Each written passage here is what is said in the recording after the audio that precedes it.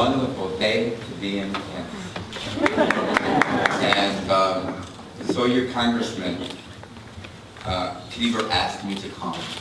I didn't check my schedule because I knew that I would cancel whatever was on the schedule and change whatever I needed to change to make sure I could be here with him today. I did that because he's very important to the historical moment we live in the modern civil rights, human rights movement, which is comprehensive immigration reform and the plight of immigrants today in the United States of America. So yes, I got up 13 hours ago so that I could make the trip here. I got up 13 hours ago so I could make the trip here because I make sure that I spend my time and my energy and I prioritize visiting with people who are going to be instrumental and key to passing comprehensive immigration reform. And we need to get 218 votes. 44 of them we need to come from the Black Caucus, which has been one of the most consistent supporters. Just want to correct Congressman Cleaver, the Black Caucus didn't support the DREAM Act. Every member of the Black Caucus voted for the DREAM Act when the vote was called.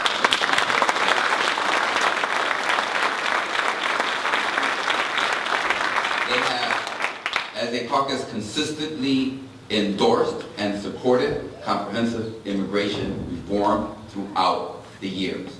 And that is in spite of the fact that in 2007 and 2008, when the economy fell apart, there were those who would say we should pit Black and Latinos against one another for the meager resources that existed. And so there was tension. But yet in spite of all of that, I have visited with members of the Black Caucus across this country. And I just want to spend a moment just sharing a little bit of my own personal experience. I mean, if you look at Dickens in New York, or Bradley in Los Angeles, or my favorite, Harold Washington in the city of Chicago, they all had a base, and the base was Black. And they all had a very strong supporting cast, and that was Latinos in each and every one of their elections. So there is a history of working together to elect. And I was sharing, you know how I got to the Chicago City Council? Because MALDEF, the Mexican American Legal Defense Fund, came to Chicago in 1982 and said, we're going to sue the city of Chicago and the city council for violating what? The Voting Rights Act, for gerrymandering, and for dividing and splitting up a voting community of Latinos. And they came in 82 and they pressed forward. In 83 they were in court, in 84 they were in court. And finally, when there was going to be an hearing in 1985, we had Harold Washington as our mayor. And they walked up to the mayor, the press said, oh, today's the big hearing in federal court on the discrimination suit. They're suing the city of Chicago. What are you going to respond to as mayor of the city of Chicago? You know what he said? Guilty. Guilty. Why? Because he understood and had a background in the fight of the civil rights movement. And look, the fact is, the reason we're having this opportunity, and that's the key word, right? The opportunity to create districts like the one that I represent. Mine is a district in the city of Chicago that is a direct result of the Voting Rights Act. Without the Voting Rights Act, we would have never been able to go to court and challenge the system to create a district that would give Luis, me, and people like me the opportunity, not the guarantee, but the opportunity to have a fair opportunity to be able to present our credentials before people and to be elected. And let me just be absolutely clear. When my mom and dad came to Chicago, we lived north of the Mason-Dixon line. We lived in a segregated city that was the city of Chicago. They faced bigotry, hatred, and discrimination. And the Voting Rights Act, and those that gave their lives and were lynched and churches were burned so that I could have an opportunity to today serve in the Congress of the United States. I am thankful to them, and we should all be cognizant of the memory. They didn't desegregate those lunch counters only for black people. They didn't desegregate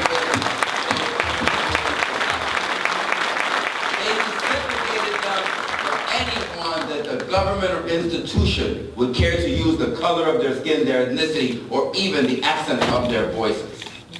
That is the fight of America. I'm so happy we talked about baseball players. So go home and look up Roberto Clemente and tell me what he looks like to you. And when you look at Roberto Clemente, he was a hero in our community. He was a hero in our community. He didn't send a check to Managua. He didn't send his condolences in a card. He didn't do a radio marathon or a TV marathon when there was that earthquake. He stood up to a dictator, Somoza, and went around Puerto Rico and he picked up what? He picked up clothing and medicine. And he packed it all in. And food. And that plane never made it. This was the MVP of the World Series. I mean, just put that in your mind a moment. But he was a man committed to more than just baseball. Than his great art out there in left field. He was committed to social justice because he understood that, being a black Puerto Rican, what it was like.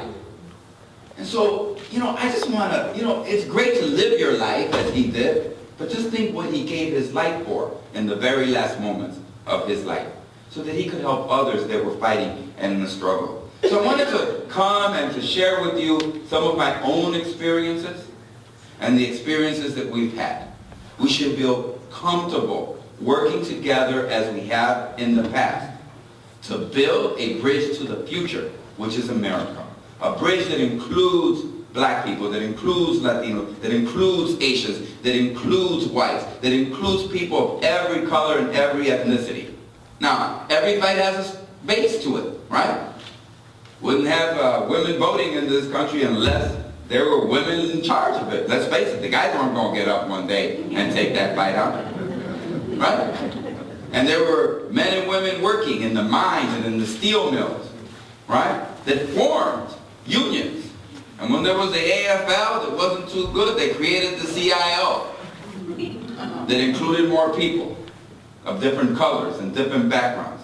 And let's remember what it is and how it is we got to where we're at today. Now, having said that, I want to say that I am here because I know that Congressman Cleaver is going to play a key instrumental role. You know what a unifier. He never sees the glass half empty. He sees it half full. Every time.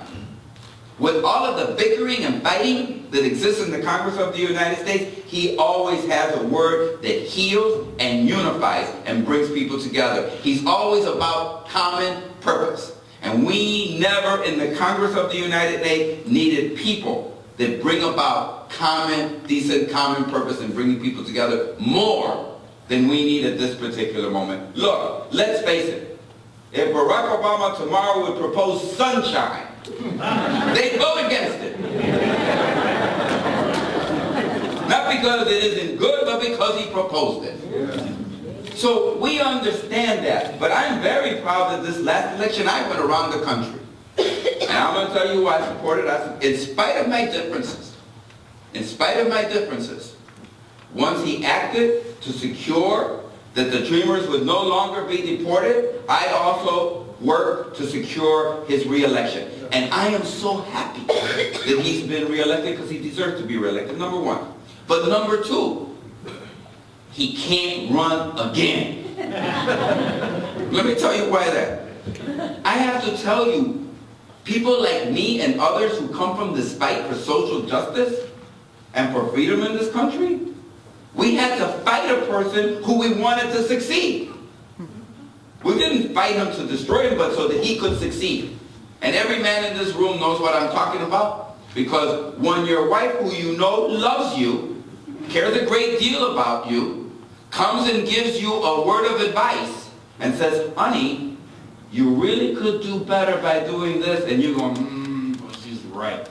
She doesn't do that to belittle you. She doesn't do that to bring you down. She does that out of the love she has for you to make you a better husband, to make you a better father, to make you a better citizen. We fought with this president to make him a better president. We think that fight we succeeded. And today, we're going to make him one of the greatest presidents in the United States of America.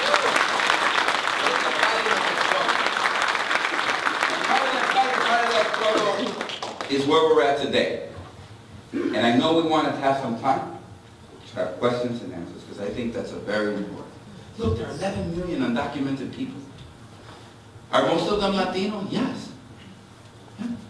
70,000 of them are Haitians. 90,000 of them are from Jamaica. 500,000 of them are from Africa. Liberians who have been wandering through the United States for more than 25 years deserve justice. They deserve American citizenship and to end the plight that they live in. People from all over, from Somalia and all over Africa. We're talking about 750,000 black people that live in America in undocumented status. We need to make sure that they can come out of the shadows too. It's about Asians, and it's about the Irish, and it's about Polish. It's about all of us. Now, just like every fight, there's a, what did I say? There's a base. There's a leader to that fight. There's a community that leads that fight.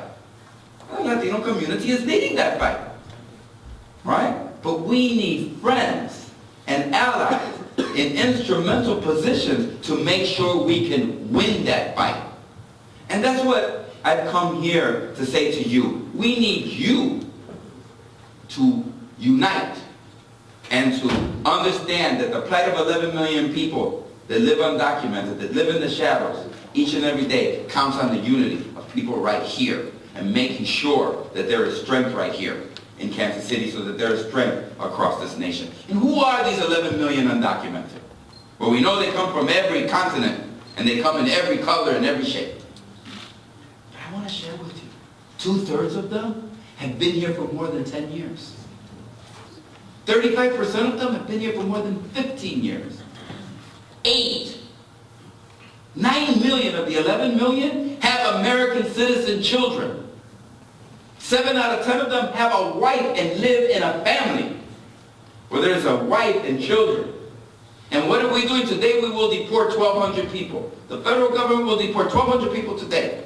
That means 300 American citizen children will be left without a mother or a father today because we haven't fixed this system. And it'll happen tomorrow. And if we do nothing this year, another 250,000 people will be deported.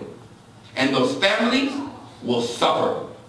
Now, you're a gangbanger, you're a drug dealer, you're a thief, a rapist, a murderer. I will help the immigration system capture and deport you to make our streets safe. But that's not the people that will